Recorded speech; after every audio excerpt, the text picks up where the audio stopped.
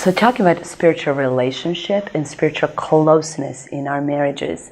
A long time ago, somebody showed me a picture of what the best marriage is that just think of a triangle. So when you have a male and female, and when you have this cute couple that meet, the closer they get to God, the closer they get to each other.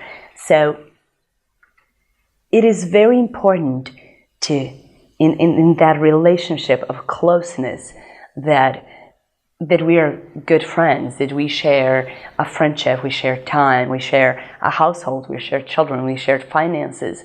But sharing the most significant part of who we are together, it is an extremely powerful, and I think sometimes neglected. So very often when the couples go through trouble, we would tell them that they should work on their communication. There's nothing wrong with that. Like, these are the things you should work on. To communicate better, you should spend time together, you should spend quality time together. There are things you can do, and there are all these how-to. Over the years, I guess there were too many how-tos that didn't work in my life that I started questioning. And I love how this sweet girl said that when he talks about communication, she said, I feel that, I communicate very well, but when the silence comes upon us, I feel that it's like somebody making me, and trying to think of everything I learned in a conference about communication is like reading the manual how to open a parachute while I'm falling. So what is there that really helps us when that silence comes upon us, when life happens, when troubled children, when sick children, when sicknesses and suffering, when challenges come?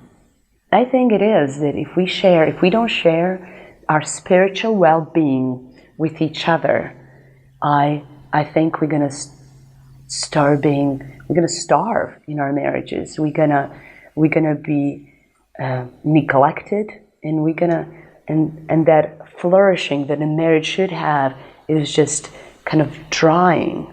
So what I mean, how we can have that spiritual, how can we build that spiritual relationship? Let me just ask this.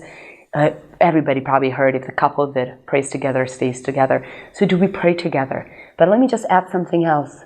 When was the last time that we sat with our spouses and said, so what was Jesus been telling you and teaching you? Tell me a little bit about your conversation with him. What are some things that are happening in your spiritual well-being? Tell me, and let me tell you what he's telling me. And that can be, I found that profoundly. My husband is a pastor. I love going to listening to his sermons.